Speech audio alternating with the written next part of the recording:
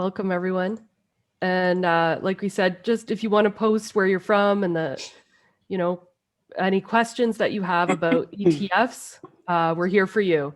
This group is for you. I really want you guys to get as excited about the stock market and about all these different things going on as I am. So I really want to design this platform for you, and I'm actually building out an automated platform with FINLITI so that you can learn in a really, really easy and fun way, and so that you only get the information that's for you, that's catered to what you are interested in, and not having to spend hours or years, like in my case, sifting through a bunch of research that doesn't appeal to you or that doesn't apply to your situation. So that's what FinLitI is all about. But in the meantime, until our product's built, we're just going to have some fun webinars, and I'm going to introduce you to awesome people that I know, Laura being one of them. Laura TASE is from BMO ETFs. She's the director there. And she is very knowledgeable when it comes to ETFs. So if you have any specific questions at all, let her know, because she knows how they all work. She knows the inner workings, what to watch out for. We're going to discuss some of those strategies, we're also going to talk about what's appropriate for you if you're going to be an investor or if you're thinking about trading and what to stay away from. And then we'll tell you, like, how do you know whether you should be having an advisor or doing it yourself? So FinLitI is a platform for those who want to be ambitious and learn by themselves. And if you have any specific stock-related questions or ETF-related questions, feel free to email me. I am registered at Tree Grove Investment Management, where I am allowed to give advice. But for this platform, it's strictly educational only, and we assume that you just want to learn by yourself. So I think we've got a really good crowd coming in here. And if you like what we do, please invite your friends, let them know. Like, we got to get the word out here to get more financial education out to the system and to get to the people where it really belongs. So let us know. And then we also have another webinar on Saturday. This one's paid because I'm going to go really in depth into different research concepts on ETFs, stocks, and I might touch on some crypto as well. I'll totally touch on some crypto. So we'll really go into the strategies that are there. It's $20 Canadian. There's a link on the Facebook site, but I also put my information in the chat. So you can email me after, or there's a Calendly link and you can sign up. It's just going to be an intimate group of about 10 max, because I really want it to be just very focused, and I want to see what it is that you want to know. And so we'll go from there. And then if you have any questions, like, there's nothing off limits, we will discuss them, and I'm going to show you where to find the information you want so that you don't have to waste your time. And I'm going to show you free resources as well. So with that said, I am going to introduce, I don't know which side you're on, but Laura's on my left side. So I'm going to introduce you to Laura TASE. She's our guest speaker for today. She's from BMO ETFs. She's the director of BMO ETFs, and she's got an awesome presentation that we've catered just for you. So any questions, post them in the chat. Let us know where you're from so we know whether you're American or Canadian. And take it away, Laura. Great. Thanks so much, Jen. Hello, everyone. Thanks for taking the time to join us, and thanks for allowing me to participate. I'm just going to share a screen. I put together a few slides that I thought, oh, Jen, I'm not able to share it. I said, let me fix that. Oh, okay.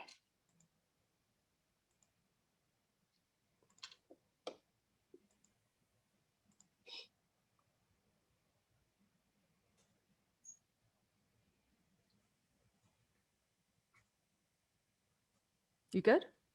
Okay, let me see. Yeah. Okay.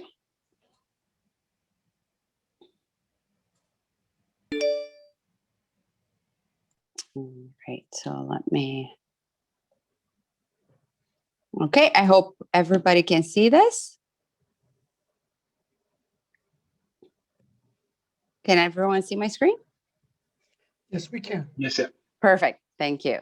Yeah, so I put together a couple of slides based on, as Jen mentioned, I've been with BMO ETFs for 10 years, almost 10 years now. And over the last 4 or 5 years, people became, the ETF industry started gathering quite a lot of steam 10 years ago when we launched our ETF lineup.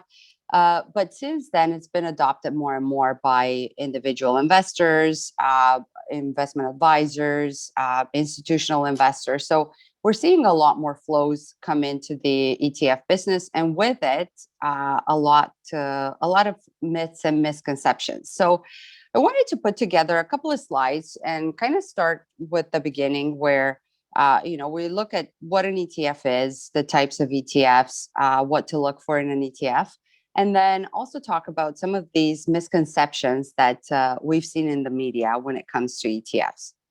So I'm going to start off with just a quick intro of BMO ETFs. I'm going to share some resources that are free and that we built for our clients for educational purposes. And I'm sure Jen has the links to it as well. I only have some pictures here.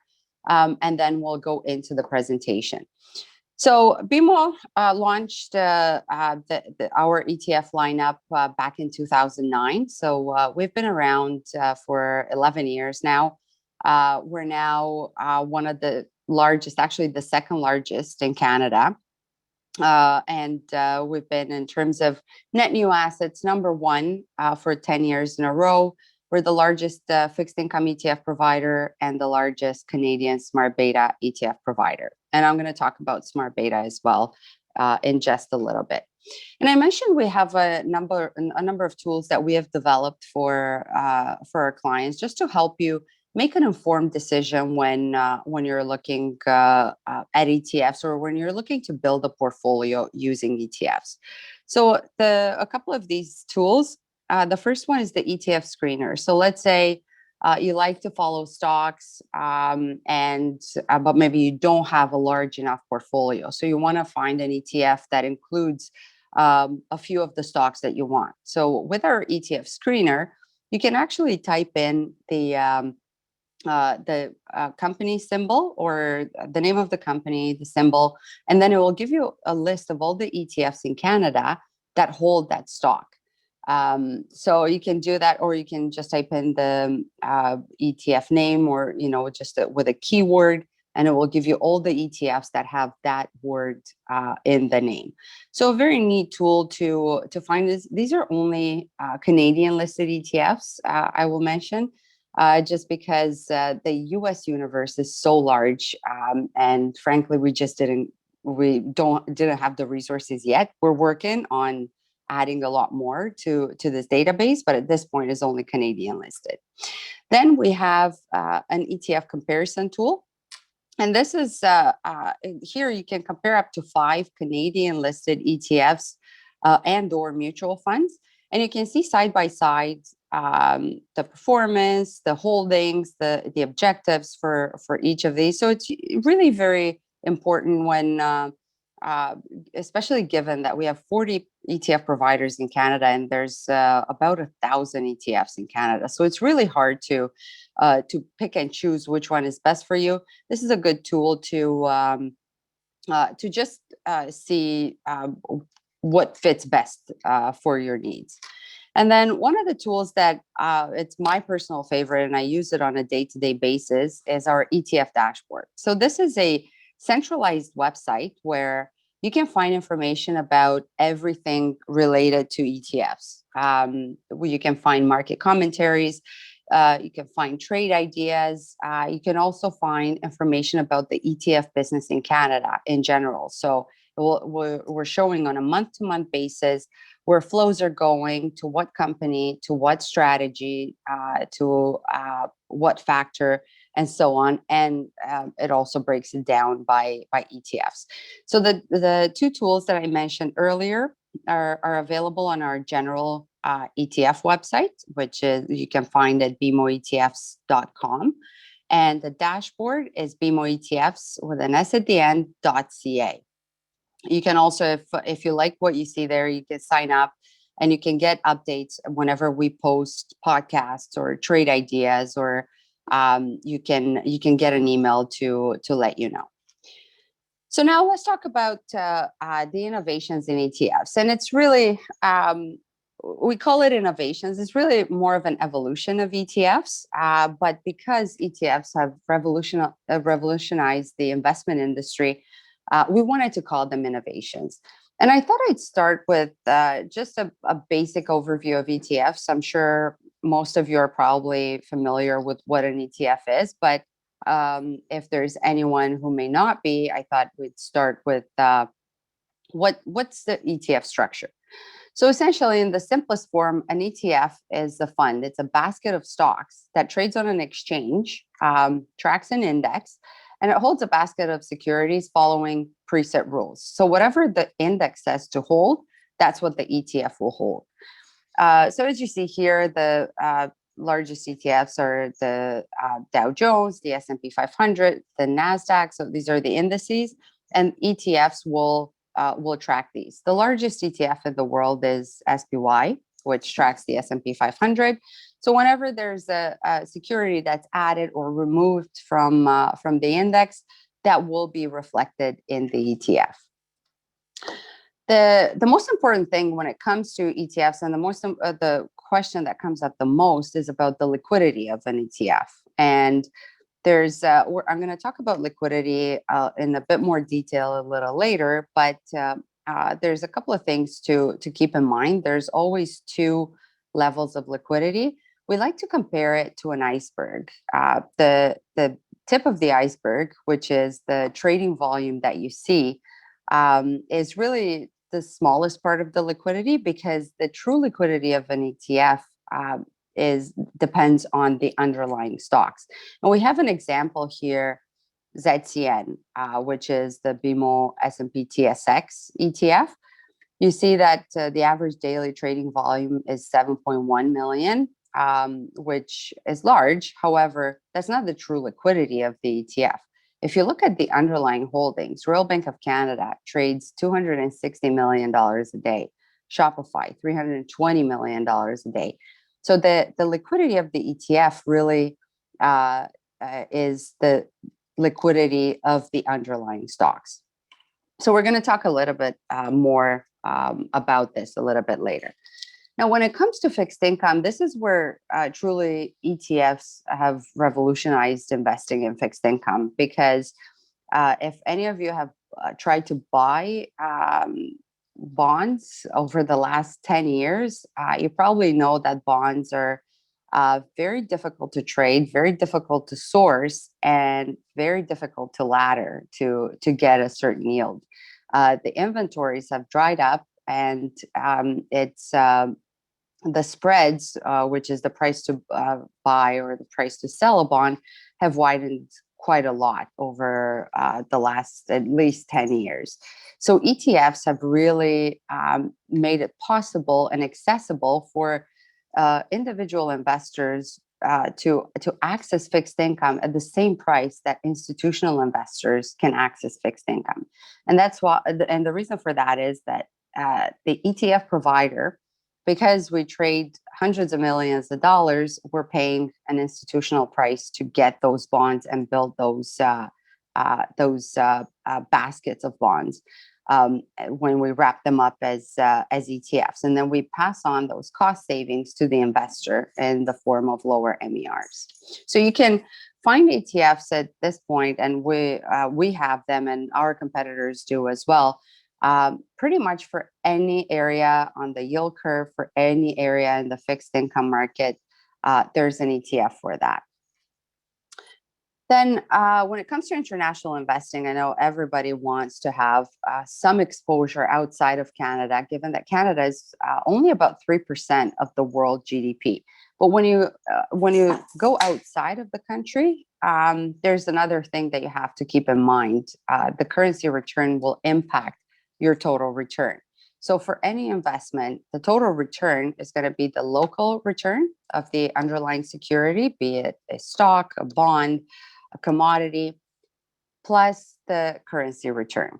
So relative to the Canadian dollar. So if the foreign currency appreciates, you always have to keep in mind whether you want to be hedged or unhedged. And ETFs can offer you that, because a lot of ETFs that are investing in securities outside of Canada will have the option of buying a hedged or an unhedged version of the Canadian dollar.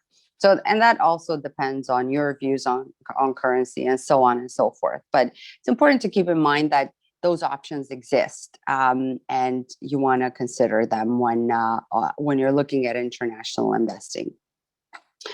So smart beta, there's been a lot of talk of smart beta. I'm sure most of you have read about it. I usually don't like the term smart beta, because sometimes it implies that whatever smart beta ETF is smarter than the market, which is not the case. What smart beta really is just rules based. So you can create rules to get a specific exposure. So for example, dividends or low volatility or quality. Smart beta is simply you start with a portfolio of stocks. Usually it starts with an index, so TSX, for example, and then you apply certain rules. So you select stocks based on low volatility, for example. You want to select the stocks that have a lower volatility relative to the TSX. And you build that portfolio and you rebalance it regularly, so that you constantly have that exposure. Now, when it comes to smart beta, there's one thing that we always want to make clients aware. Just because a rule has the same name with different providers, and I'll take low volatility as an example, because that's where we find the most differences. So BMO has a low volatility ETF, iShares has a low volatility ETF, and Invesco has a low volatility ETF. If you were to go by just the low volatility name, you'd think that they're all the same. However, it's always important to look underneath the hood of an ETF. So whenever you are investing in an ETF that is not purely passive, you want to look at what rules are used to build that. And I'll give you the example here. So with BMO, we're using beta. So we're looking at the volatility of the stock, but also at the correlation to the market. If you look at iShares, they're using standard deviation only. So what standard deviation measures is the volatility of the stock against itself over time. And they're taking the 3-year number. If you look at Invesco, low volatility, they're using also standard deviation, but over 1 year. So how volatile the stock has been against itself, or relative to itself over 1 year. None of these is better than the other. So they're all good strategies. However, you will get a different portfolio using the different methodologies, even though they're all called low volatility. So like I said, one is not better than the other, but they do have a different place in a portfolio and a different objective according to your different objectives. So it's always important to just look under the hood, always understand what rules the ETF is using when building that portfolio, so that you know what you're buying and you know what you're adding to your portfolio. And then taxation. There's a couple of things to keep in mind with taxation. Essentially, ETFs are taxed based on the underlying portfolio. So if you have a portfolio of stocks, you're going to have typically a combination of dividends, capital gains. If it's an international portfolio or a global portfolio, it's going to be a combination of Canadian dividends, US dividends, international dividends. Non-Canadian dividends are treated as interest income.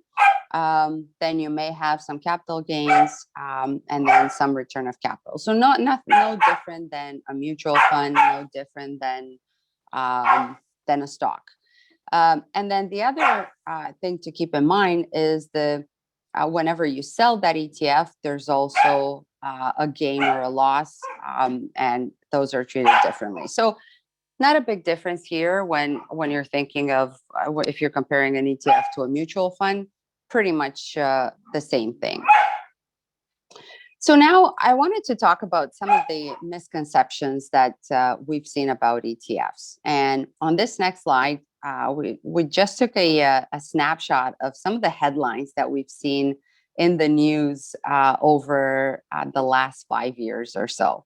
And it's very interesting because as ETFs were gaining popularity and a lot more and more clients started to use them, you started seeing all these headlines pop up in the media. So you see here, should investors be worried about an ETF bubble? Because flows come every year, flows are increasing in the ETF business. It's smart to worry about ETFs. The next market crash will be facilitated by ETFs. So a lot of these. So we wanted to kind of dispel some of these myths and just truly understand how ETFs trade, how ETFs are created, and what really is the liquidity of an ETF. So first myth is that ETFs are just like stocks. ETFs are very similar to stocks in that they trade on an exchange from 9:30 to 4 p.m. They have the same features, so you can reinvest your dividends. You can use limit orders. You can go long or short on them. But that's where the similarities end, because a stock has a limited supply. So the price is going to be determined by the supply and demand for that stock.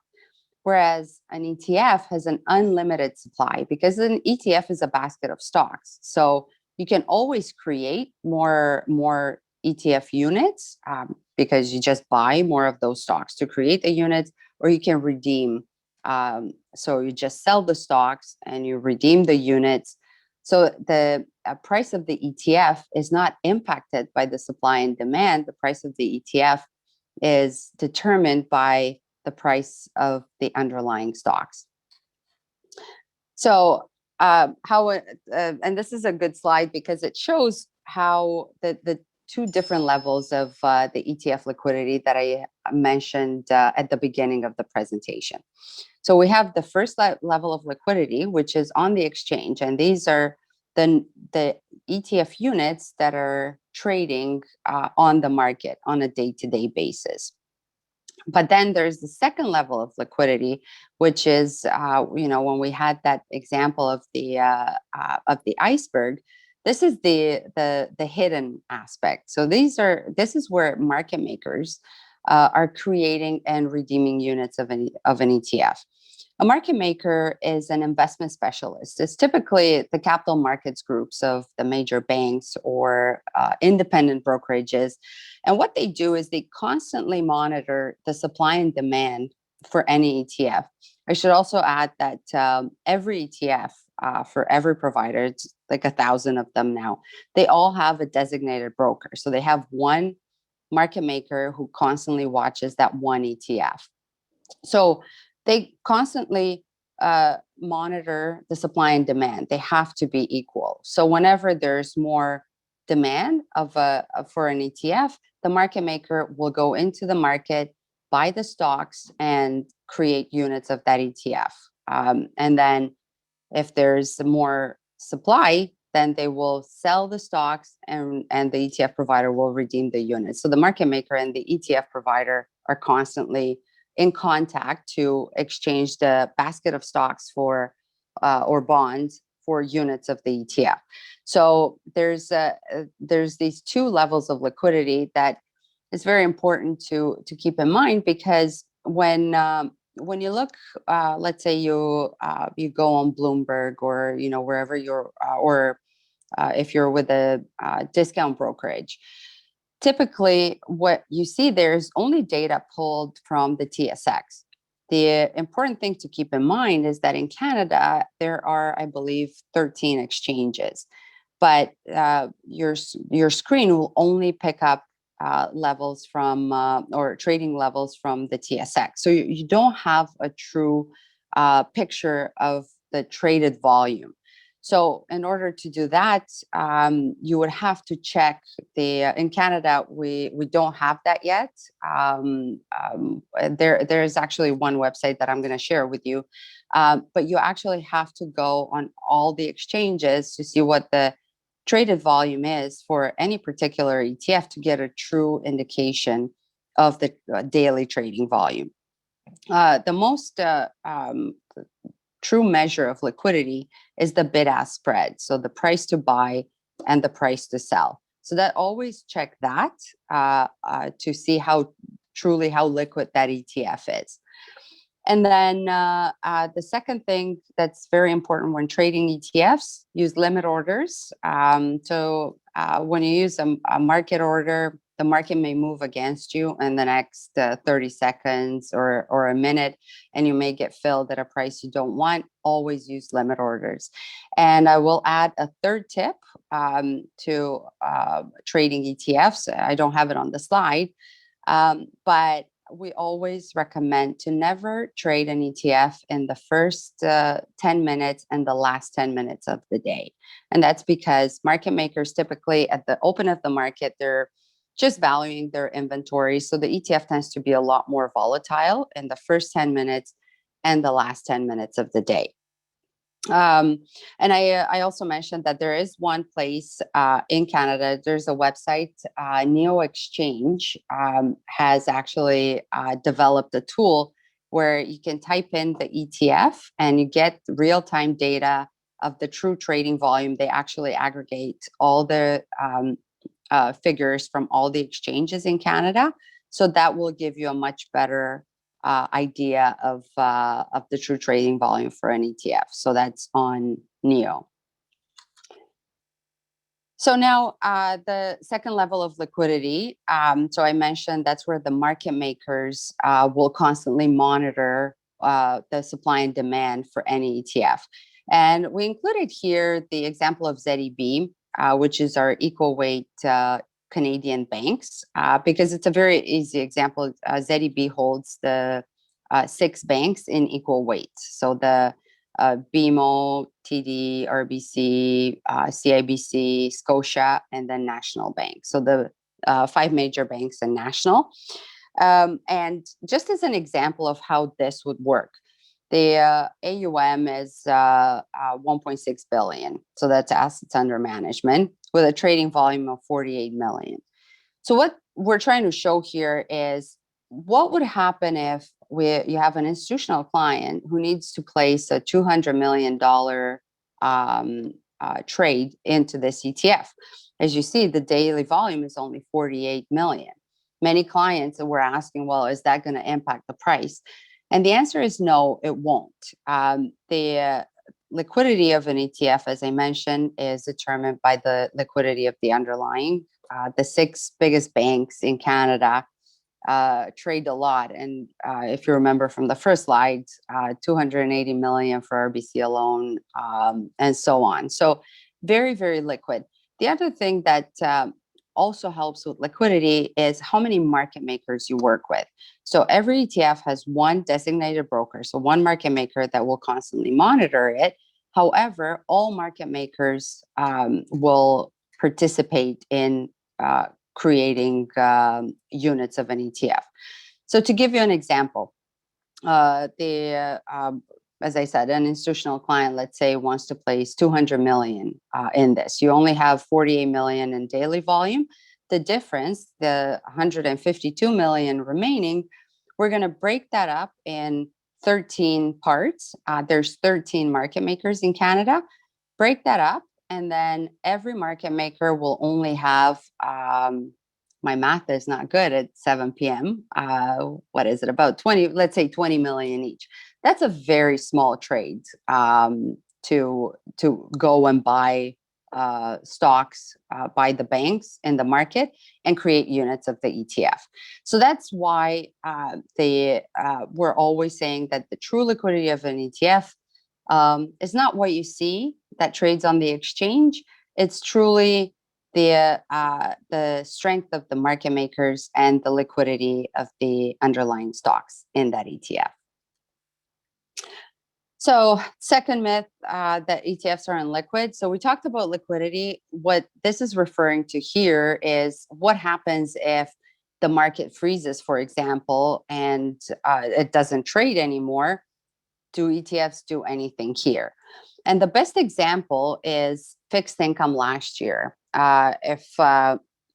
If you remember last February, March, in fixed income, I don't know if you're following at all what was happening in fixed income, but in March, we had about 2 weeks where the fixed income market went no bid. You could not sell a 1-year RBC bond because nobody was willing to take the risk. Nobody was willing to make a market for it. And yet, ETFs continued to trade. And not only did they continue to trade, but they provided price discovery. And when the market slowly came back, it continued trading. And what we're showing here is that in March, for example, if you held individual bonds, you could not sell them. And yet there were redemptions of 482 million in fixed income ETFs in our aggregate ETF, aggregate bond market. The ZAG, which is the aggregate bond index, is the largest fixed income ETF in Canada. So 480 million, yeah, it's a big redemption. However, it just shows that if you wanted to take your money out of the market, you could do it with an ETF, but you could not do it with individual bonds. Again, in April, smaller redemptions, May redemptions again, and then in June, money started to flow back in, and until the end of the year, it continued to flow. So a lot more liquidity using ETFs versus individual bonds. I also have another example, and I don't have the slide for it, but the first example of the true liquidity provided by the ETFs was back in 2013 when frontier markets were experiencing a lot of turbulence. And there was about a month where the Egyptian market just stopped trading completely. But the ETF that was tracking the Egyptian market continued trading right through that month. So every day people were buying and selling Egypt, even though the market was shut down and closed. So it just goes to show what the true liquidity of the ETF is when the market and if we think back to the analogy of the iceberg, when the market freezes, that's the underlying, that's the big hidden part that was frozen, but then the top was still there. So because you have the two parts, you actually do have a lot more liquidity with ETFs than with the underlying securities. The cause market crashes. That was my favorite because, and this goes hand in hand with the ETFs are in a bubble. But keep in mind that an ETF is a basket of stocks. So ETFs will they'll move wherever the stocks are going. They'll move with the market, but they're priced off of the market, so they cannot lead it. They'll participate in wherever the market is going, up or down, but they cannot lead the correction because they're priced based on the market. So it's always interesting to see how that that always seems to be the first thing. And this goes for pretty much everything in investing, I find. But a good example, and again goes hand in hand with the volatility of last year, and with the last slide I had on fixed income. Here you see the additional trading volume in ETFs because ETFs provide that liquidity and the access to the market. Also, and I don't have a slide, but just to put things in perspective, in Canada, ETFs represent only, if I remember correctly, about 3 years ago, they represented about 6% of the market, of the entire market in Canada, only 6%. We've had a lot of flows in the ETF business. So probably now ETFs are about 10-11% of the total market. So it's impossible for 10% of the market to cause a market crash, really. Even in the U.S., where the ETF assets are significantly higher than in Canada, they only represent about 18% of the market. So still a very, very small portion of the total market. So unlikely or actually impossible to cause a market crash. Then next myth, that ETFs are riskier than stocks and funds. So a stock can be riskier because you have the concentration. It's only one stock. So whatever happens to that stock, that's what happens. With an ETF, because it's a basket, you're more diversified. So it's not riskier, but you also may not have the same upside that you would have with the stock. But again, you don't have the same downside either. So they're not riskier. When it comes to funds, that's it really depends on the fund manager's ability and knowledge and ability to select the good stocks to outperform. They don't necessarily provide any downside protection in market corrections, and there's a lot of research on that. It just shows here when you think of active funds versus ETFs. In 2020, 88% of Canadian equity funds underperformed their benchmark. And when we say benchmark, we mean ETFs, because we're talking about the passive ETF. So like a ZCN, which is the TSX, outperformed 88% of Canadian equity funds. And over the last 10 years, it outperformed 84% of active Canadian funds. So really, we don't think that one is better than the other. There's absolutely a place for active. For passive is just choosing the right investment at the right time is the most important thing. This is kind of along the same lines. Stocks and funds outperform ETFs, and as I mentioned when we're talking about the riskiness, a stock can definitely outperform an ETF because a stock has that concentration. Stock goes up, an ETF will definitely lag because it's diversified. It holds other stocks as well. On the downside, though, if the stock moves down, the ETF will likely outperform because it's diversified. So it goes both ways. Same with active managers. I would think that ETFs tend to outperform when the market takes off because the tide lifts all boats, and an ETF is a very diversified basket of stocks, whereas an active fund could be a very concentrated portfolio. So in that case, the ETF will outperform. Also, when you take into account the higher fees, and if the manager selects the wrong stocks, again, that can work against active management. But here, same argument. There's place for both active and passive in a portfolio. So definitely choose whatever works best for your objectives. And then you can talk about active, you can talk about passive. I think at the end of the day, the most important thing for any portfolio is asset allocation. And we call this the jelly bean chart. So it has all the asset classes over the past 10 years, or actually we have 11 years here. And it shows what each asset class did every year. So if you look at 2019, for example, Canadian equities were the second best performing asset class. But last year, Canadian equities were the third worst. So what asset allocation means is have a portfolio that's diversified enough and that's allocated in the right areas to give you that diversified portfolio. Two ways to do this.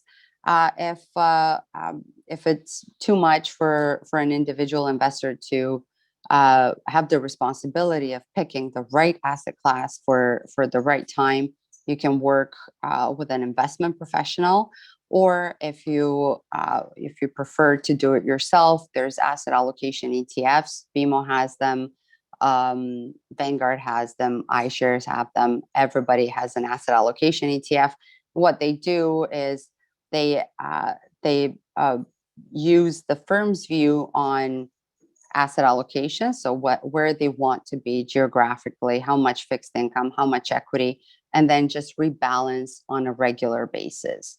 But again, every person is different, and it's important to keep in mind what your risk tolerance is, what your objectives are, and based on that to go ahead and build that portfolio.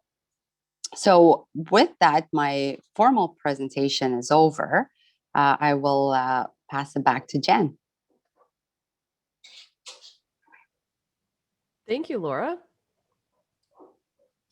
Here, let's see can we see your face? Do you want to stop the present screen? Thanks. Yes. There we go. Let me go back. I'm not the most techie person, but no worries. Oh, thank you for that awesome presentation, and it was super informative, really informative actually. And oh, good. well, let's see if there are any questions in the audience. Mm-hmm. Oh, we've got one. Okay, so thank you, Laura, for the presentation. So do you say that if we don't have a lot of money to invest in, say, a company such as Tesla, that an ETF would be a good way to invest in certain stocks? Absolutely. And we actually have a lot of clients who call and say, "Oh, I want what ETF can I buy to get exposure to?" Tesla has been one of the ones that came up the most recently. So absolutely, and I mentioned those tools that we have on our website, the ETF screener, where you can go and you type in the company name. And it will pull up the list of all the ETFs that hold Tesla, and then it will give you the weights as well. So if, let's say, you want more Tesla, you'll choose the ETF that has the highest allocation to it. Awesome. That's actually a really good point. That's really helpful to know when looking at individual stocks, because sometimes you either want to know a stock, which one it holds, or which one it doesn't. Yeah. So it's a great strategy. So Derek asks, how long should you stay vested in an ETF? So well, I think that's up to every person. It really depends. Sometimes, you can look at building a portfolio as a core satellite approach, where you choose a more conservative strategy to be your core, or more of a broad exposure, and then you can add, like a Tesla, something that holds Tesla or something like that for growth. I would say whatever you select as a core exposure is probably more of the longer term. Anything that you would select as a satellite is likely more of a short term. It's more a tactical approach, but it's hard to say. It really depends on the rest of the portfolio, what you're trying to achieve. Yeah, in terms of from the ETF provider's perspective, we see there's no minimum or maximum amount of time. So it's really up to the investor when they want to sell. yeah, so there's no, unlike, I guess one of the key differences between selling an ETF, if you bought it right away, or buying a mutual fund, is that there are no redemption fees, right? Exactly. And you don't have the short-term trading fee that you would have with funds where you have to hold it for, I don't even remember what it is, but it's like 30 days or something.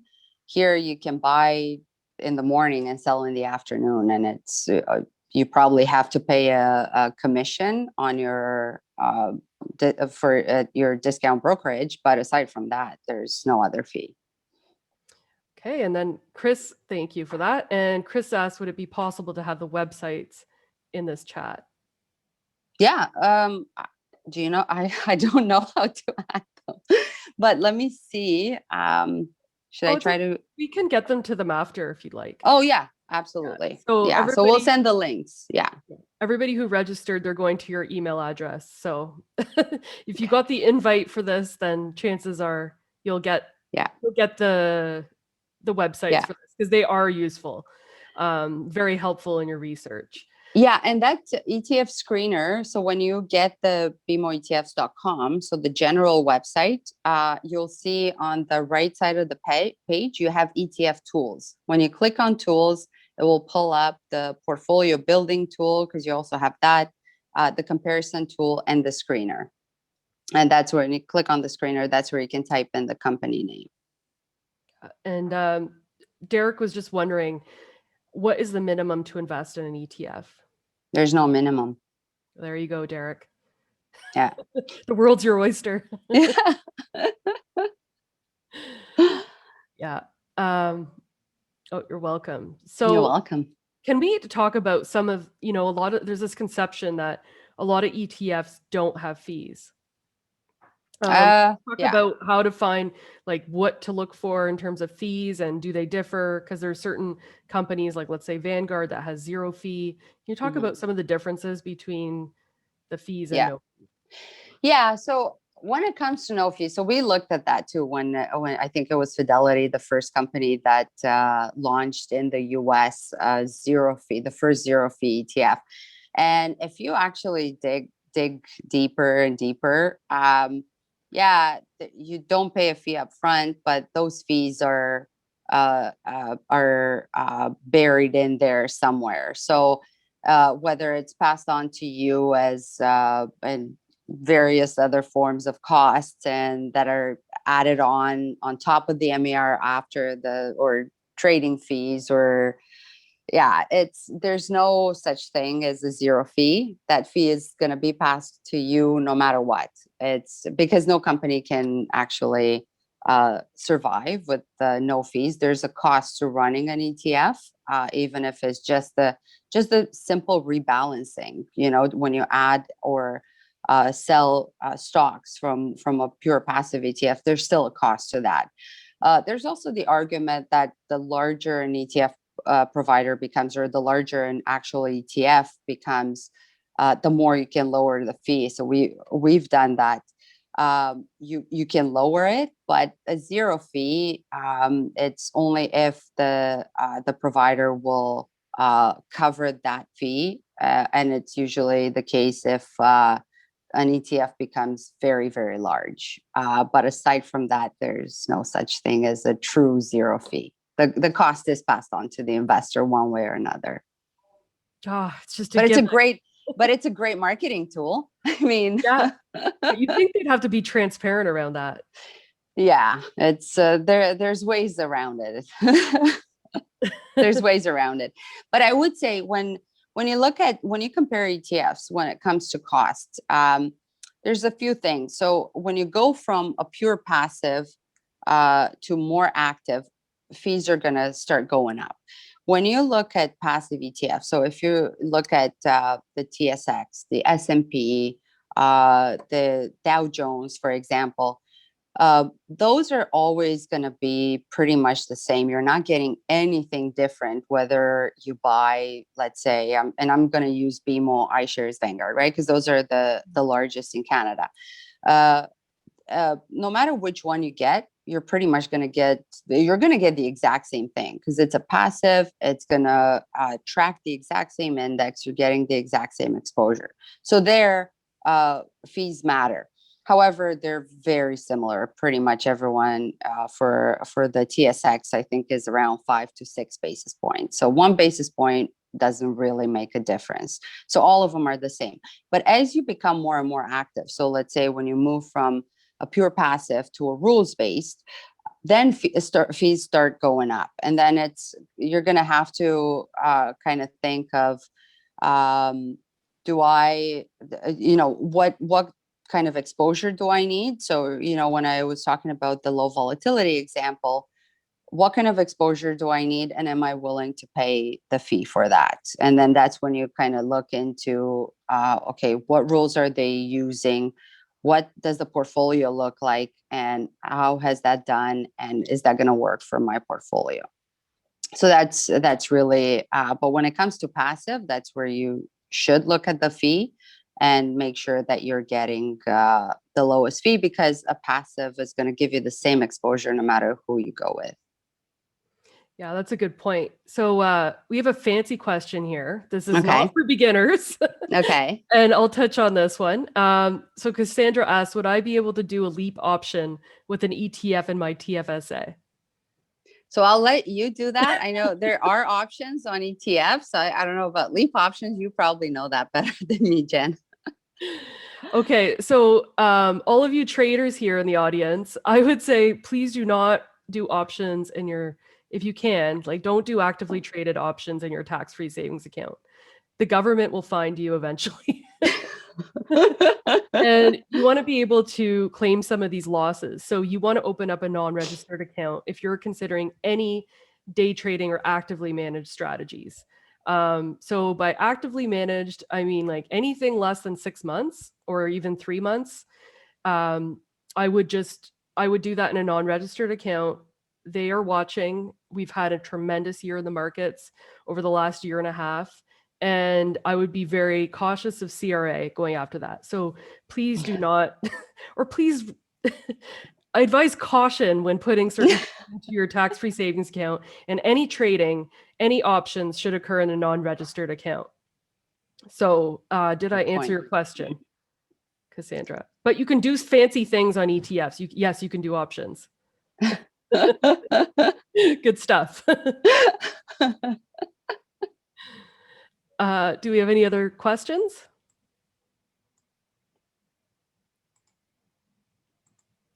Okay.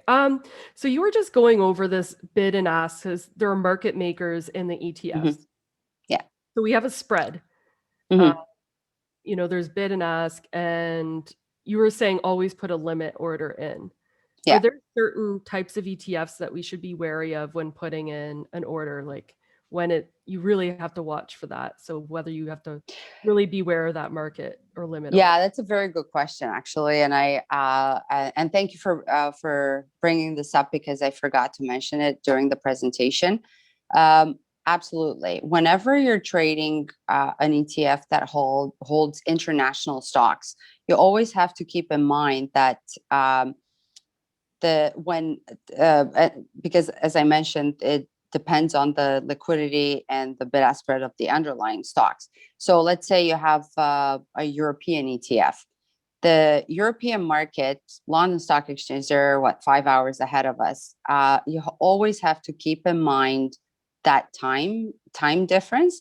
So unless you're trading between 9:40 and 10, while the European market is open, the bid-ask spreads are going to be a lot wider. So you have to, that's when you want to use limit orders. You might not even get that fill, so you might need to go closer to the ask, because when the international market is closed, the market makers are gonna estimate what the price of that stock is based on where it closed and what news are coming out overnight or after market close there. So you always want to trade when all the markets are open. It's always easier with the North American stocks, but when it comes to anything outside of North America, the time zone difference makes a big difference, and it will impact the bid-ask spread. Thank you. That's actually really good point that people should be aware of. Yeah. You just don't think of these things when No, you're trading. exactly. Everything's open for us. Mm-hmm. Okay, I'll open it up for any last questions.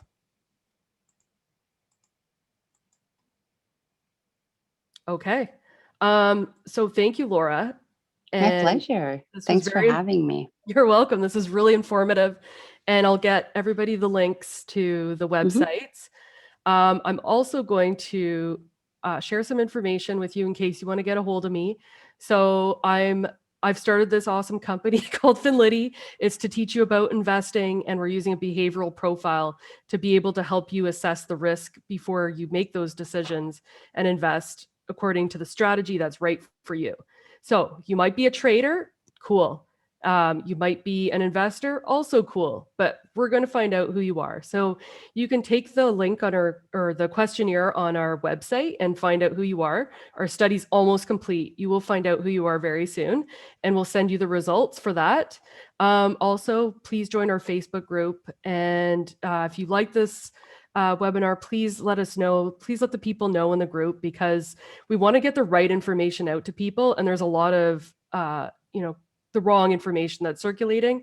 So this is legit. This is from a legit source about BMO ETFs, directly from the source, straight to you. So we want to get the word out there. And if you have any comments, please email me at jennifer.shell@finliti.com. I put that in there. We also have a Saturday webinar. It is a paid one, because we're trying to discover what people need and where the demand is. So, because I want to help. So for $20, we're going to go do a deep dive into ETFs. We'll go into stocks and bring all your questions. And I will give you some of the best platforms to go on that are free, where you can find this information.